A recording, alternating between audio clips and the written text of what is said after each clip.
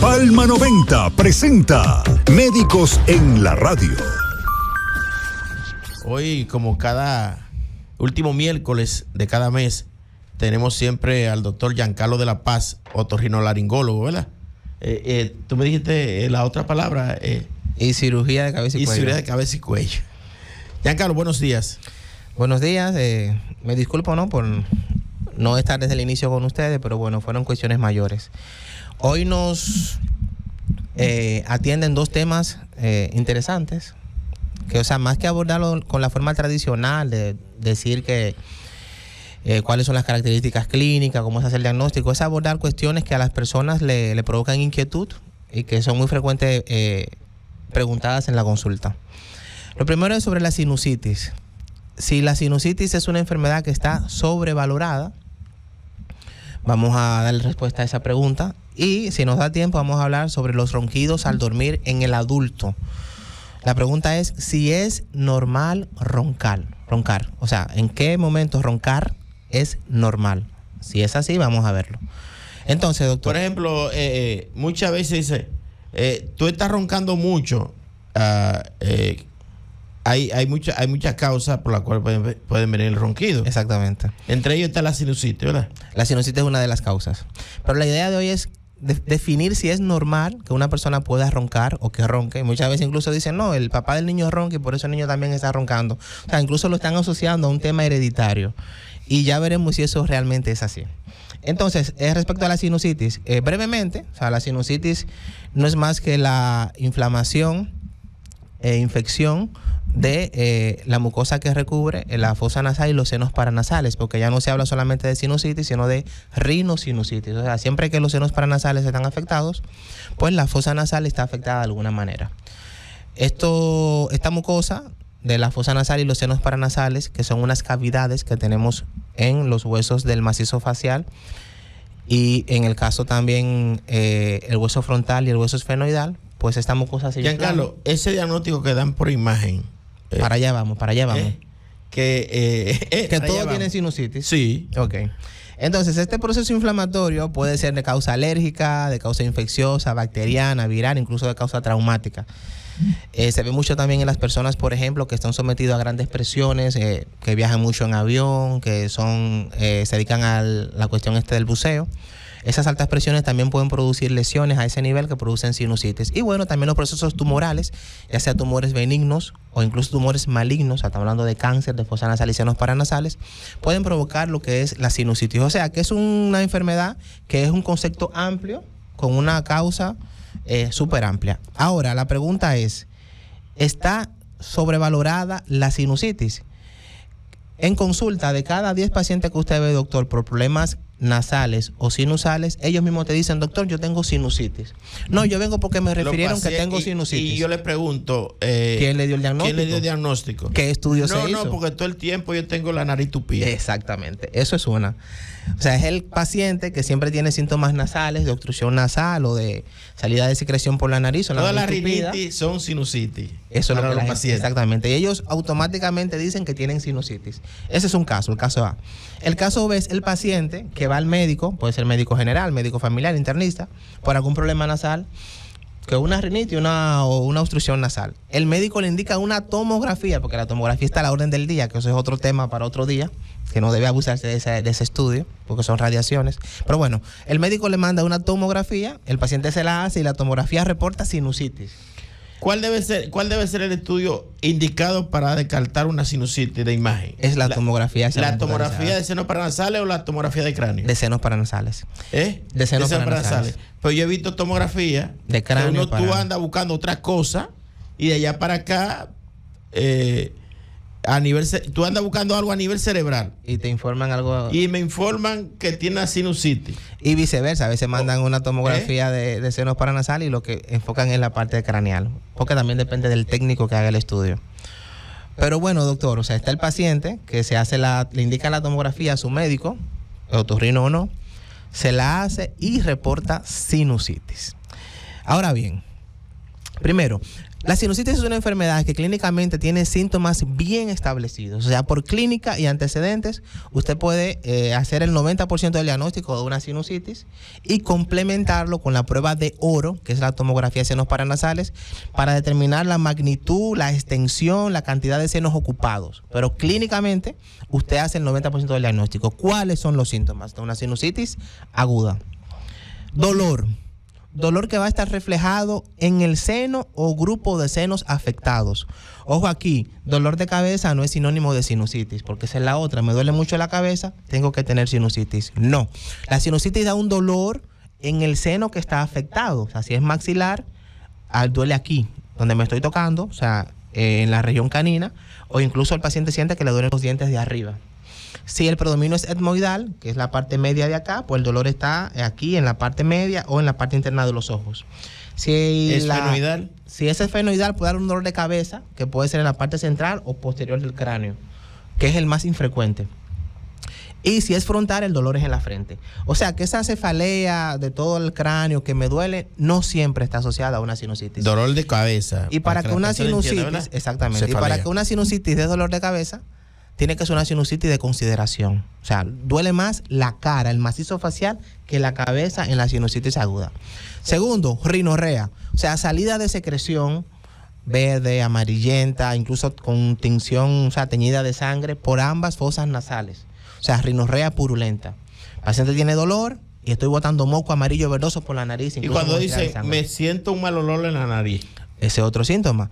La sensación de mal olor nasal que se llama cacosmia, que puede ser subjetiva, que el paciente la sienta a él, pero el que está cerca de él no lo sienta, o incluso objetiva, que realmente haya secreción acumulada, que se esté, o sea, por la acción bacteriana esté produciendo ese olor, y el que está al lado del paciente lo pueda sentir. O sea, dolor, rinorrea purulenta, cacosmia.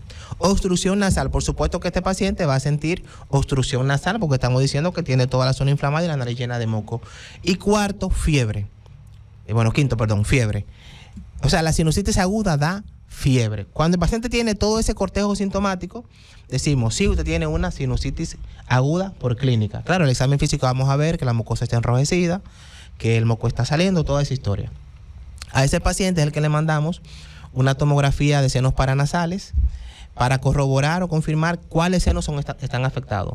Si es un solo seno, si son dos o si son varios. Estos pacientes, cuando están en esta condición, muchas veces se requiere ingreso hospitalario para hacer un tratamiento adecuado de estos cuadros. Entonces, la sinusitis crónica, que es el paciente que tiene alguna afección crónica de los senos paranasales, no suele dar fiebre, el dolor es un dolor ocasional en los senos afectados y lo que más prima es la obstrucción nasal y si acaso en algún momento una rinorrea escasa. Pero no es un dolor intenso, no hay fiebre, no hay una rinorrea aguda purulenta como la que yo mencioné. Ahora, todo el paciente que ha tenido un proceso gripal, un proceso alérgico, una irritación de la nariz porque inhaló algún irritante inhalado, cloro, mistolín, arizolín, es un paciente que lógicamente va a tener un grado de inflamación de la mucosa, de la nariz y los senos paranasales, porque no hay nada que se inflame más rápido que la mucosa nasal. Y si ese paciente yo le hago productos químicos, disculpa Giancarlo, esos productos químicos que mencionaste, como el aerosol, el cloro, que son bastante fuertes, le echan el plomerito, que le echan el ácido amoniático, ¿verdad? Esos químicos tienden a producir inflamación. Claro que sí. Son irritantes inhalados y van a inflamar no solo la mucosa nasal, sino de toda la vía respiratoria, tanto alta como baja. Pero bueno, hoy estamos enfocados en la parte de la nariz.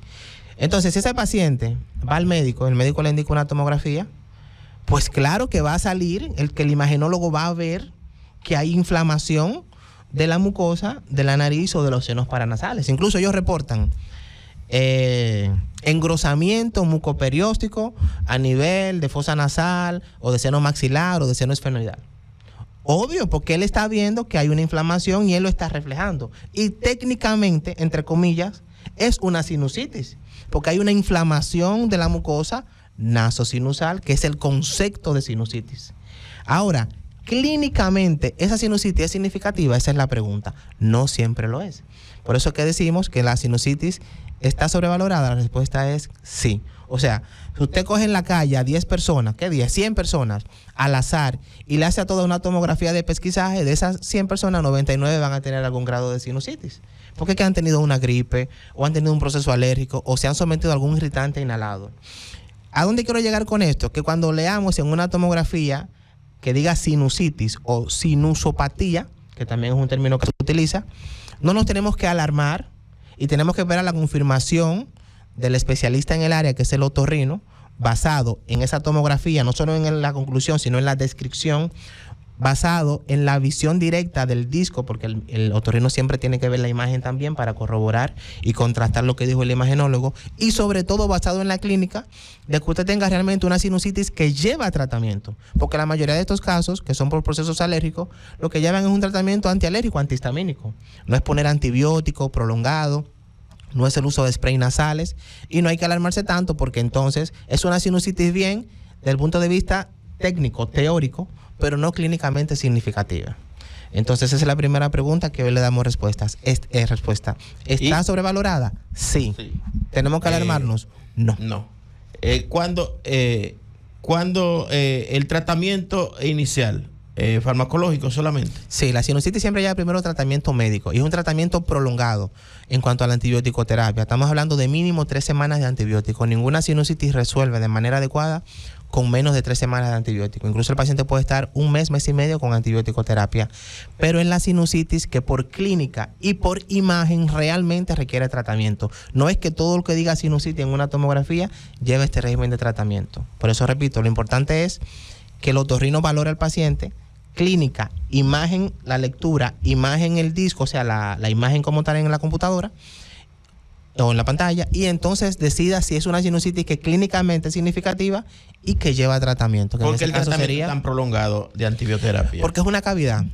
Recuerde que los antibióticos, bueno, a usted le digo recuerde, a los pacientes hay que decirle porque no lo van a saber. Los antibióticos, cuando la infección está en una cavidad, el tratamiento, digamos, siempre tiene que ser un poco más prolongado para que pueda haber una mejoría total. Pasa igual, por ejemplo, con los abscesos, que mientras el acceso está encapsulado, el antibiótico no está haciendo gran efecto. Hasta que este se drena, que hacemos, digamos, una puerta, es que el antibiótico puede actuar de forma, digamos, efectiva. Entonces, como los senos paranasales son unas cavidades, el antibiótico tiene que ser prolongado. No es 1 semana de antibiótico para una sinusitis. El paciente va a mejorar, es verdad, pero eventualmente va a volver para atrás porque no habrá curado del todo.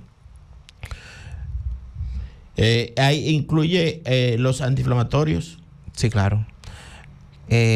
A ver, ya que estamos en ese tema, la triada de la... Giancarlo, yo he visto que indican también la N-cisteína. Sí, claro. A ver, la sinusitis tiene una amplia gama de tratamientos, pero digamos, hay pilares fundamentales que no pueden faltar. El antibiótico prolongado, el antihistamínico, el tratamiento esteroideo y el tratamiento antiinflamatorio. Estas 4 cosas no deben faltar en el tratamiento de una sinusitis. Y cuando hay mucho moco, el lavado nasal. Sí, no, claro, eso es tópico. ¿Incluye? Sí, eso va.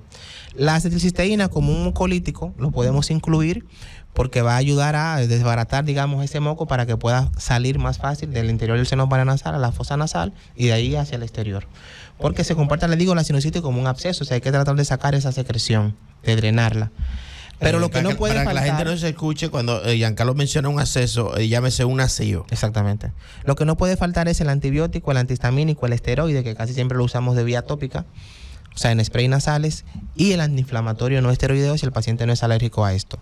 Se puede añadir entonces, como le digo, la N-acetilcisteína como mucolítico, eso es verdad, pero va a depender también de la severidad del cuadro, o sea, de lo que veamos en la tomografía. Cuando el paciente realmente está lleno de moco, ese seno paranasal, sí podemos usar el mucolítico para, digamos, fluidificar eso un poquito mejor, que salga la secreción, además de que ese medicamento también favorece la actividad de los cilios en la nariz, que eso actúa a nivel de la fisiopatología de la enfermedad y también mejora la inmunidad local. Incluso viene hasta tópico ese medicamento ya. Eso vi. Sí, un laboratorio que lo está promoviendo por ahí. Lo tiene por vía tópica. Giancarlo, ¿cuándo hay que hacer el tratamiento quirúrgico? Toda sinusitis que se vaya a la cronicidad y que después de un buen tratamiento médico no resuelve, lleva tratamiento quirúrgico. ¿Qué tiempo tú le das el tratamiento? ¿Qué tiempo se le da el tratamiento farmacológico? 3 meses. 3 meses. O sea, si después de los 3 meses, claro, no es que 3 meses con antibióticos, el paciente lo va viendo y va sumando, va quitando. Es un tratamiento, digamos, un poquito didáctico. Pero si después de los 3 meses no hay una mejoría evidente, no es que el paciente esté sano completamente, pero vemos que no hay una mejoría evidente, persisten los síntomas, persiste la secreción en el seno paranasal, pues hay que valorar la opción quirúrgica, ya sea la vía convencional o la vía mínimamente invasiva, que es la que actualmente se utiliza. Ya realmente casi no se opera por vía convencional un seno paranasal. A los amigos oyentes que quieran hacerle una pregunta al doctor Giancarlo de la Paz, otorrino, laringólogo, y cirugía de cabeza y cuello. Cabeza y cuello. Va a tener que adaptar. Tenemos una llamada, Miguel. Buenos días, Médicos en la Radio. ¿Con quién hablamos y de dónde? Buenos días. Aló, buenos días, Médicos en la Radio. Buenos días, Leoncio Novoa de este lado. Leoncio, muy activo en los temas de salud. No, que te agradecemos siempre tu llamada y tu intervención. Sí, no, gracias. No, es que para arrojar luz a la gente, ¿verdad? Porque mucha gente tiene problemas de salud y no tiene que ir al médico, sino tiene, y seguir las instrucciones de los médicos, porque para eso están ustedes. Sí, la pregunta que yo le voy a hacer al doctor es, mire, la sinusitis en el país es una cuestión generalizada. Parece que por la temperatura, el clima, el trópico. Pero hay una cosa que la gente usa mucho, los remedios caseros. Mire, yo tuve un tiempo, hace como 10 años, una sinusitis terrible. Y me llevaba de los remedios caseros. En una ocasión me dieron meterme en un brebaje de zanahoria con remolacha por ahí, por la nariz. Y eso, mira, eso es de diablo prácticamente. Después ya entonces dejé eso, porque uno tiende a oír los consejos de gente que sabe de eso y cosas. Tú fuiste un curandero, eso que dicen, curo la sinusitis y el pecho apretado. Y el pecho apretado. Sí, señor. Y en la capital y en muchas partes del país, el letrero que la curaban. Bueno, la cosa es que desistí ya de los remedios caseros y por fin en la Plaza de la Salud me dieron un antibiótico, creo que un jarabe, fueron 3, y ese trío me sanó, gracias a Dios. Y hace 12 años que ya no sufro de eso. Pero mi pregunta es, ¿los remedios caseros en algunos casos resuelven? Gracias, buenos días. Bueno, de seguro que el amigo Novoa fue en tiempo cuando aquí en Barahona no había otorrino, porque lo único que teníamos había fallecido y quedamos huérfanos de esa especialidad.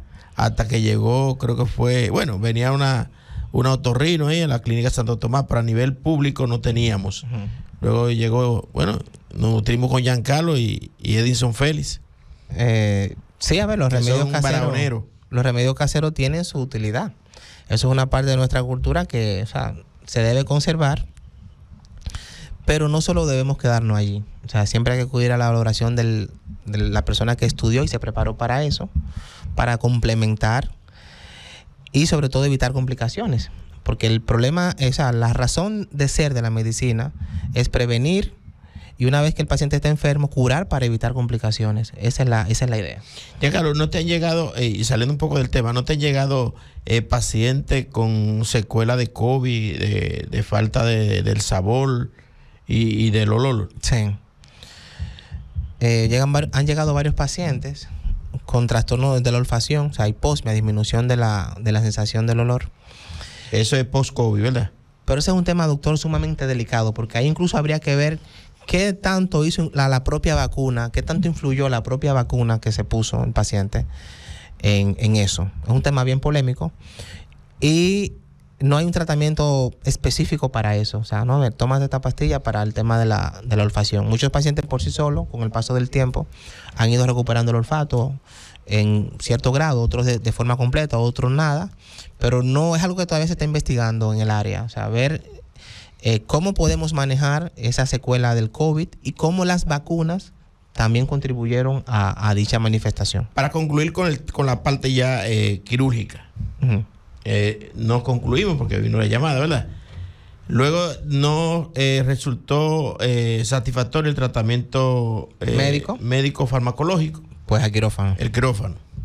¿Qué tiempo una persona que se opera de la sinusitis para ir a casa. A veces el mismo día se va. Con el advenimiento de la cirugía endoscópica funcional nasosinusal, o sea, cirugía mínimamente invasiva, realmente las ventajas son muchísimas. Cirugías que antes eran abriendo el seno paranasal, 2-3 días de ingreso, ahora son cirugías ambulatorias. El paciente se puede ir para su casa el mismo día o a lo mucho 24 horas con una recuperación bastante aceptable. Sí hay que hacer algunas curas, lavados, postquirúrgicos, pero realmente la recuperación es brutal en cuanto a velocidad y sensación de bienestar del paciente. La recidiva de sinusitis después de un proceso quirúrgico, ¿qué tan frecuentes son? Son frecuentes en función de la causa. Porque, a ver, la sinusitis infecciosa bacteriana clásica, que es el seno lleno de pus, paciente con los síntomas que yo describí, que después de 3 meses de tratamiento no vemos una mejoría evidente, lo llevamos a quirófano, llegamos al seno paranasal por vía quirúrgica, drenamos ese contenido, ampliamos incluso la abertura del propio seno, legramos. Ese es un paciente que la recidiva prácticamente va a ser nula si el paciente después sigue las indicaciones que el médico le da. Pero, por ejemplo, cuando son sinusitis por problemas tumorales benignos, como lo es la poliposis nasosinusal, que es una enfermedad en sí altamente recidivante, pues aquí las posibilidades de que el paciente meses o años después de operado vuelva con la sintomatología, pues realmente son considerables. Porque la enfermedad en sí se comporta de esa manera. O sea, independientemente de lo que hagamos en quirófano, la poliposis nasosinusal tiende a ser recidivante. Entonces eso se le explica al paciente, incluso un paciente que trans y postoperatorio lleva un tratamiento además del quirúrgico médico para tratar de evitar esa recidiva, pero puede suceder. O sea, va a depender de la causa de la sinusitis, porque son muchísimas causas de sinusitis. Hace mucho tiempo que estaba por preguntarte, Giancarlo, este diagnóstico de imagen por tomografía, sinusitis maxilofacial, ¿es correcto ese diagnóstico? Bueno, o sea, realmente no. La sinusitis se le pone el apellido del seno que está afectado. Si es maxilar, pues sinusitis maxilar. Si es etmoidal, sinusitis etmoidal. Si son varios, sinusitis maxiloetmoido esfenofrontal, por ejemplo, que serían todos los senos afectados. Y le pueden poner otro apellido según la naturaleza de lo que ve el imagenólogo. Si sospecha que es tumoral, si sospecha únicamente que es algo bacteriano, por la densidad que se ve en la imagen. Pero maxilofacial, ¿lo que usted dice? Ahí el término facial estaría de más. ¿Cuál es más frecuente? ¿La sinusitis etmoidal o la esfenoidal? Etmoidal. Etmoidal y maxilar. Estamos para abajo. Sí, por una cuestión anatómica. Arriba la etmoidal. Por una cuestión anatómica. Y gracias a Dios que es así, porque la esfenoidal, gracias a Dios que es así, porque la esfenoidal es la más difícil de tratar y la que peores síntomas da a largo plazo. Sí, el otro tema. Si buscamos la estructura anatómica, la esfenoidal está atrás. Y el abordaje quirúrgico es más complicado. Los hoyitos son más pequeños. Sí. Doctor, nos están haciendo una seña. Pero consejo. No, el consejo es la otra pregunta que no quiero dejarle en el aire. No es normal roncar. O sea, el ronquido al dormir no es algo normal. Usted puede hacer un ruido discreto al dormir, pero el ronquido intenso que despierte a su pareja o que se escuche en la cocina, en ninguno de los casos es normal. Ni en el adulto ni en el niño. Para el próximo programa vamos a dar detalles de ese tema. O sea, porque era lo otro que vamos a abordar, pero no nos dio el tiempo. Pero, o sea, quiero dejar claro que roncar no es normal. No hay una cosa que ronque más que un borracho. Médicos en la radio llegó... gracias a la clínica dental NAC Clinic y odontología especializada. Recuerda que en NAC Clinic se ofrecen todos los servicios dentales, desde limpiezas, brackers hasta implantes dentales. Haz tu cita hoy llamando al 809-524-5858. NAC Clinic, odontología especializada. Gracias a los amigos oyentes que nos escuchan cada día de lunes a viernes en este programa Médicos en la Radio por Palma 90.7. Será hasta mañana con el doctor Cecil Juan y la doctora Elizabeth Mora con unos temas importantes para la educación y la orientación en salud. Pasen buenos días y feliz día. Hasta mañana, si Dios quiere.